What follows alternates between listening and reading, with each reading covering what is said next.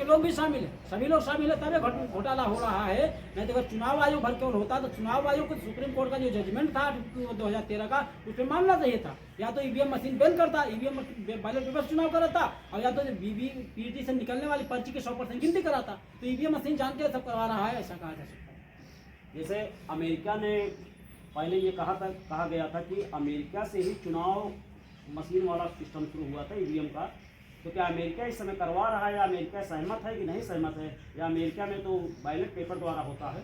America ने EVM machine चुनाव नहीं करा रहे हैं, और कई देश जापान के लोग नहीं करा रहे हैं। उन्होंने एक बार कराया, जब देखे घोटाला होता तो लोगों ने तुरंत बंद किया। केवल भारत में चुनाव हो रहा है ईवीएम मशीन से, बाकी जगह नहीं हो रहा।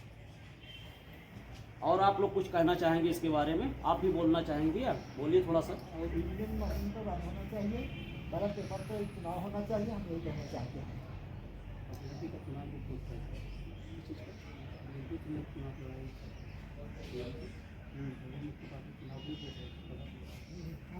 हाँ, थोड़ा सा ये बताएं कि 2024 में लोकसभा चुनाव में बहुजन मुक्ति पार्टी आप लोग क्या करना चाहते हैं?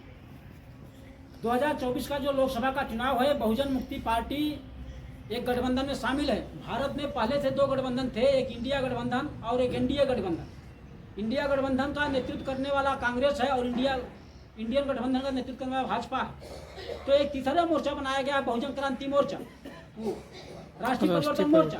तो राष्ट्रीय परिवर्तन मोर्चा लगभग 80 दल के लोग उसमें शामिल है। उसमें बहुजन मुक्ति पार्टी बड़े पैमाने पर शामिल है, और बहुजन मुक्ति पार्टी भारत में 2024 लोकसभा के चुनाव में लगभग 500 सीटों पर चुनाव लड़वाने का काम करेगी।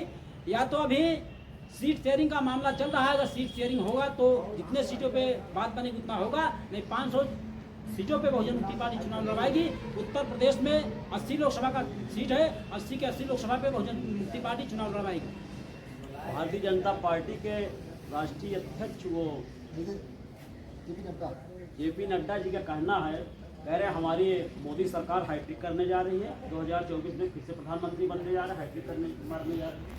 हाँ, तो उनका कहना सही है, क्योंकि उनकी जो सरकार है 2014 में ईवीएम घोटाला करके बनाई गई, 2019 में ईवीएम घोटाला करके बनाई गई, 2024 में भी ईवीएम घोटाला करके बनाई जा सकती है।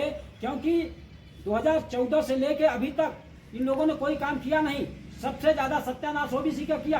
2014 में नरेंद्र मोदी जी ने शपथ लेने के बाद 314 ओबीसी के बच्चे आईएएस क्वालिफाई किए थे, नौकरी उनको मिलने वाली थी, ज्वाइनिंग होने वाला था, और इन्होंने आज तक ओबीसी के लोगों को 314 बच्चों को आईएएस नहीं बनाया।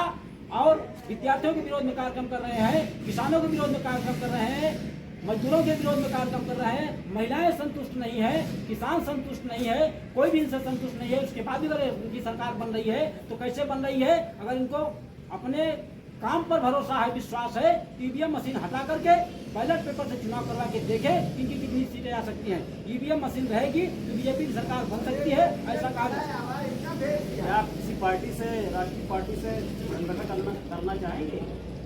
संगठन करने के बाद ही आप चुनाव लड़ेंगे, कैसे करेंगे, अकेले आप चुनाव लड़ेंगे? बहुजन मुक्ति पार्टी एक राष्ट्रीय स्तर की पार्टी है। वर्तमान समय में 32 राज्यों में बहुजन मुक्ति पार्टी है, जिसमें से 22 राज्यों में पूरी कमेटी है, प्रदेश की पूरी कमेटी है, मंडल कमेटी है, जिले कमेटी है। तो हमारी राष्ट्रीय स्तर की पार्टी है, और 80 दल के लोगों का गठबंधन हुआ है राष्ट्रीय परिवर्तन मोर्चा में। तो उसमें गठबंधन करके ही चुनाव लड़ा जा रहा है। छोटी छोटी जितना पार्टियां, जिन पार्टी के लोगों को कांग्रेस ने नहीं छुआ, अछूत घोषित किया, बीजेपी ने नहीं छुआ, अछूत घोषित किया, उन लोगों को हम राष्ट्रीय परिवर्तन मोर्चा में जोड़ा गया है। उसमें सब लोग मिलकर के चुनाव लड़ रहे हैं। अभी 14 जनवरी को दिल्ली में चौथा मीटिंग फिर से है, उसमें ये सारी चीजें डिसाइड होगी कि हम लोग क्या करेंगे। और 2024 में लोकसभा के चुनाव के बारे में और कोई जानना चाहता है या कुछ करना चाहता है?